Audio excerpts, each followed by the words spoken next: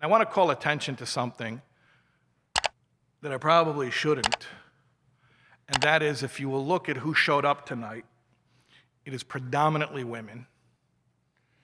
And I think there are many reasons for that, but one reason is because even showing up to an event like this is a statement, is an act of resistance against shame. And I'm not asking for pity for men, because being a man myself, sometimes it can come off that way when I speak about men's needs. It sounds like I'm apologizing or advocating or excusing men's poor behavior and asking for an exemption, but I just want to call attention to the fact that as hard as it is for women to show up, but Baruch Hashem, there's almost a full room here. For men, that survival mechanism of secrecy is so heavily embedded. So men can't even show up to an event like this by and large. Can't even show up to an event and be seen seated at an event like this. You think they're telling their best friend about their actual struggles? They're not. And it's a very, very heavy load to carry. And just because a person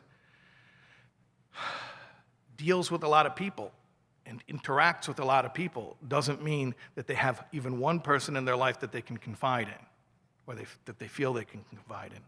So there's this heavy, heavy, heavy secrecy. It is born from the feeling of separation, that I am different, and it breeds more of the feeling that I am separate, I am different. And so what is the antidote to shame?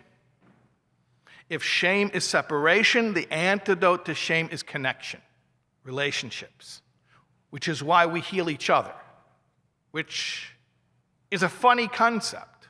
You would think you go to the expert for healing. How do a bunch of amateurs heal each other? Especially, they're not just amateurs, if they have any degree of personal experience, understanding, and relating to each other's problems, then it's basically what they call, what derisively it's called, the blind leading the blind. It's a bunch of people with the same problem. They're going to help each other. And yet, what do we see? The greatest agent of healing is the feeling of connectedness. And by the way, even with the expert, even with the clinician, the professional, what makes the professional effective? I'm going to reveal something to you. It's not their training. It's not their expertise. It's not what letters they have after their name. It's not what modality they use. What makes the professional effective is the relationship with the client.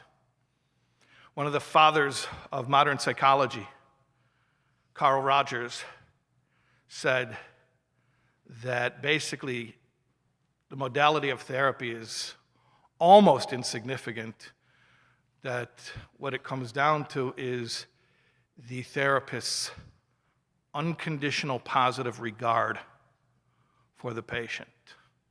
Unconditional positive regard. That's fancy talk for, I can tell you my story, my whole story, and you won't lose respect for me. That's what it means, unconditional positive regard. I can tell you my whole story,